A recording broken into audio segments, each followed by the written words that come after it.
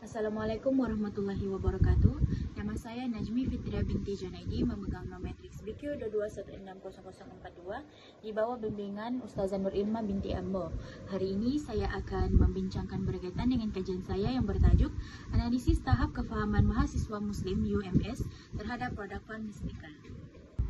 Seperti yang kita tahu, permintaan produk halal meningkat selaras dengan pertumbuhan populasi Muslim global pada hari ini, yang mana pengguna bukan Islam juga turut tertarik dengan kualiti dan juga keselamatan produk halal. Industri halal di Malaysia juga dijangka akan mencapai sebanyak 500.4 bilion ringgit menjelang pada tahun 2030. Statistik ini juga disokong oleh Halal Industry Master Plan iaitu HIMP tahun 2003, yang mana sasaran sumbangan sebanyak 81% kepada KDNK menjelang pada tahun 2025 ini. Seterusnya, industri halal di Malaysia merangkumi pelbagai sektor, antaranya adalah seperti makanan, pelancongan, kosmetik, perbankan Islam, insurans dan juga farmasikal.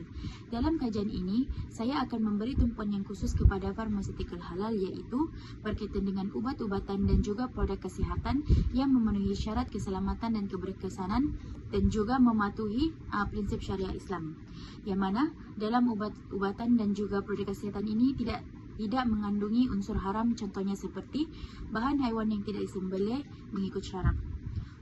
Selain itu, industri halal juga merupakan pemangkin ekonomi dalam negara Malaysia, yang mana Malaysia ni dia berpotensi menjadi peneraju global dalam teknologi dan juga perkhidmatan halal.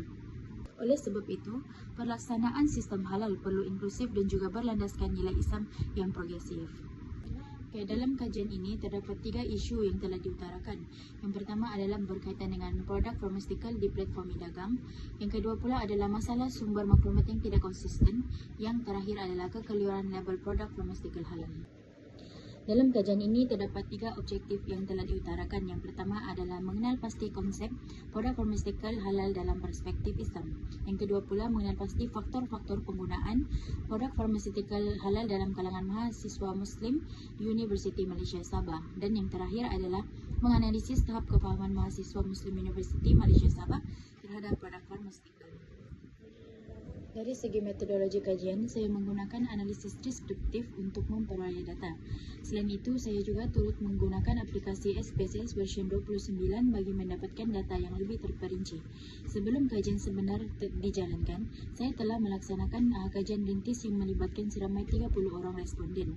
Kajian rintis ini adalah penting untuk memastikan instrumen kajian adalah sesuai dan berkesan. Di samping itu, kajian rintis juga diperlukan untuk mendapatkan nilai alfa Chromebook bagi menilai tahap kebolehpercayaan instrumen kajian.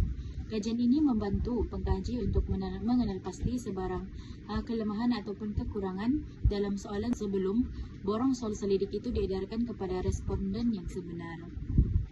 Hasil kajian menunjukkan bahawa mahasiswa Muslim UMS mempunyai tahap kefahaman yang tinggi terhadap produk farmasikal halal, di mana dalam bahagian B telah mencatat min sebanyak 4.80, manakala bahagian C pula telah mencatat min keseluruhan sebanyak 4.10 dan bahagian D pula adalah sebanyak 4.83. Ini menunjukkan bahawa mahasiswa mempunyai pemahaman yang baik dan juga tinggi terhadap konsep halal, namun mereka masih lagi berhati-hati dalam pemilihan produk farmasikal halal.